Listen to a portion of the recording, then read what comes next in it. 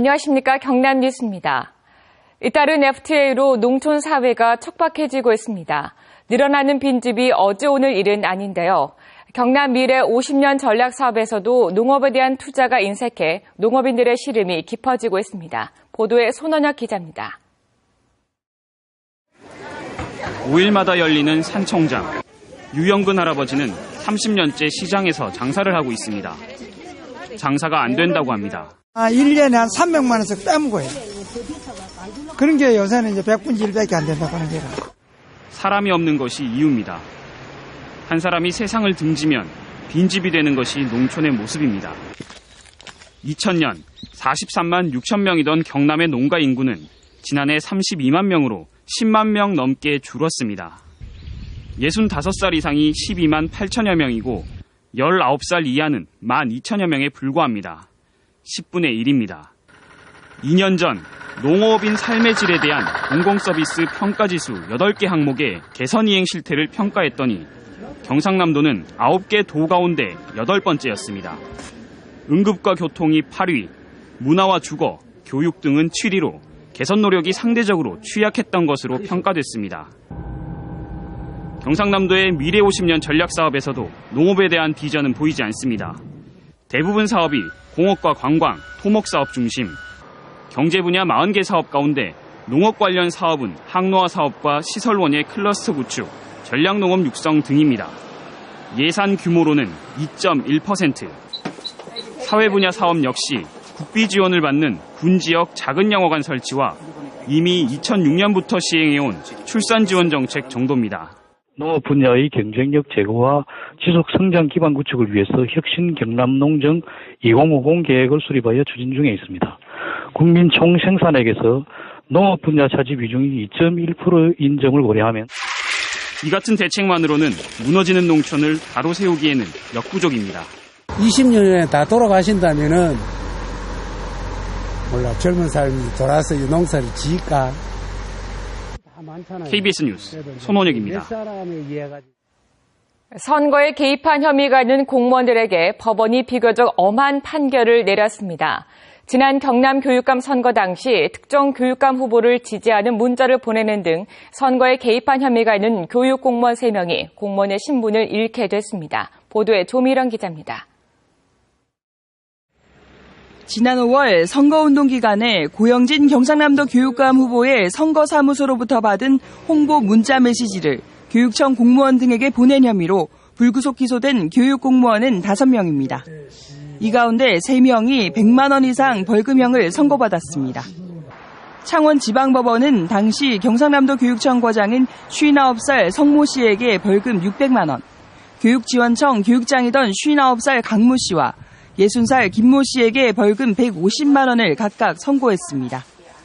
2명의 장학사에게는 90만 원의 벌금형이 내려졌습니다. 선거 관련 범죄 최종심에서 공무원이 100만 원 이상의 벌금형을 받게 되면 공직자 신분을 잃게 됩니다.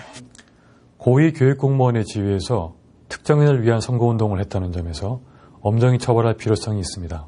재판부는 특히 성 전 과장은 특정 단체 임원에게 경쟁 후보를 비난하는 기자회견을 열어달라고 요구하는 등 적극적으로 선거에 개입했다고 밝혔습니다.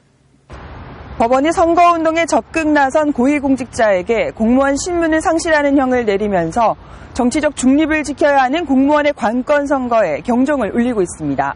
KBS 뉴스 조미령입니다. 연말이면 인수의 업체들은 이른바 달력 특수를 맞는데요. 스마트 기기가 널리 사용되는 요즘 달력 수요는 예전만 못합니다.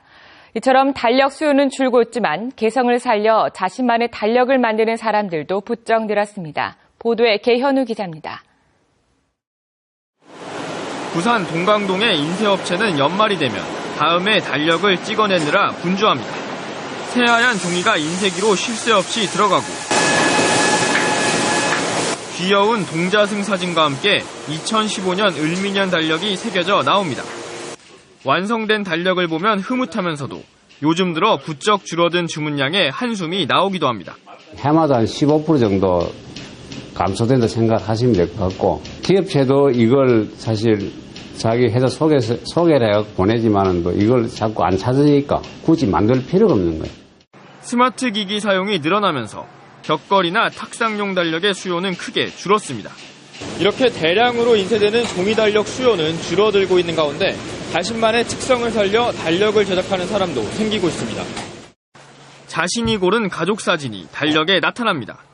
직접 원하는 사진을 골라 컴퓨터에서 스스로 디자인하고 주문해받는 자신만의 달력입니다. 일반 달력에서 찾을 수 없는 특별한 의미로 다가옵니다. 핸드폰에 사진 찍어 놓게 되면 그냥 그때그때 찍고 다시 봐줄 일이 별로 없었는데요. 달력으로 만들게 되면 늘 볼 수 있으니까 사랑하는 가족들의 얼굴들을. 새해의 첫 얼굴이라 부를 수 있는 달력도 시대가 변하면서 그 모습을 달리하고 있습니다. KBS 뉴스 개현우입니다.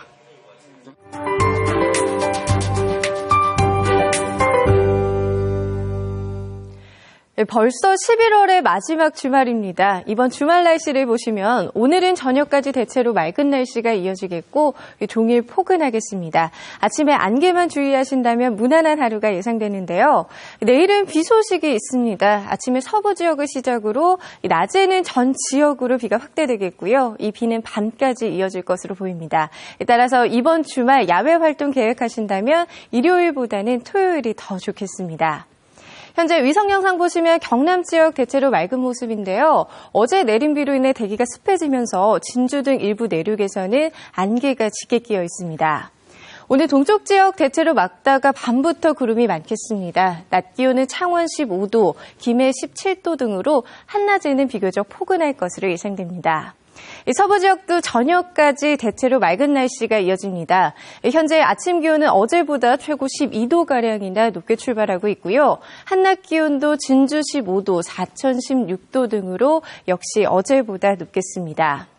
오늘 동해남부 먼바다에서는 가끔 비가 내릴 것으로 예상되고요. 물결도 최고 3m까지 높게 일겠습니다. 내일 비가 그친 뒤에는 본격적인 겨울 추위가 찾아오겠습니다. 여기에 찬바람까지 강하게 불면서 체감 온도는 이보다 더 낮겠습니다. 기상정보였습니다. 창원시가 이르면 내년 하반기에 심야 시내버스를 시범 운행할 계획입니다. 안상수 창원시장은 심야 시내버스 시범 운행과 정교한 도로망 확충으로 도시 활용도를 높이는 편리한 교통체계를 구축하겠다고 밝혔습니다. 창원시는 이에 따라 심야버스 운행 시간을 새벽 0시에서 3시로, 운행 구간은 창원시 성산구 대방동에서 마산 하포구 월영동으로 계획하고 있습니다. 지난달 경남 지역 백화점과 대형마트 판매액이 지난해에 비해서 감소한 것으로 나타났습니다. 동남지방통계청 분석 결과 지난달 경남 지역 백화점 판매는 지난해 같은 기간에 비해 11.6% 감소했고 대형마트도 지난해 같은 기간 대비 2.9% 감소했습니다. 건설공사 수주액은 신규 주택과 도로, 교량 건설 증가로 4,135억 원을 기록해 지난해에 비해 36.3% 증가했습니다. 경남 지역의 중소기업들은 내수 부진 때문에 경영에 가장 큰 어려움을 겪고 있는 것으로 나타났습니다. 중소기업 중앙회 경남지역본부가 경남 지역 98개 중소제조업체를 대상으로 경기 전망을 조사한 결과 경영 애로사항으로 75%가 내수 부진을 꼽았고 자금 조달 곤란이 뒤를 이었습니다.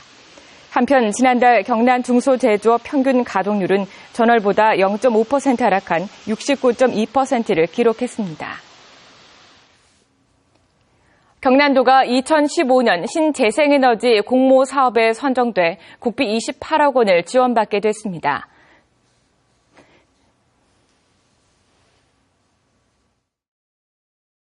소식이었습니다.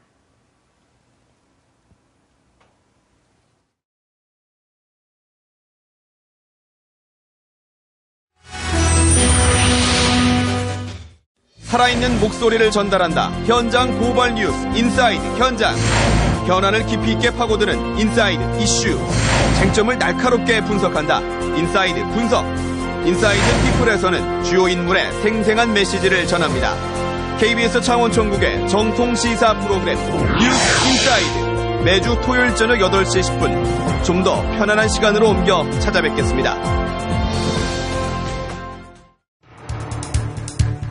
KBS 창원 1텔레비전이 온라인을 통해 실시간으로 제공됩니다. KBS 창원 홈페이지를 통해 볼 수 있고 모바일 앱인 플레이어 K를 통해서도 볼 수 있습니다. 다시 보기 서비스도 창원 홈페이지와 KBS 뉴스 앱, 유튜브에서 제공되고 있습니다. 시청자 여러분의 많은 관심 바랍니다.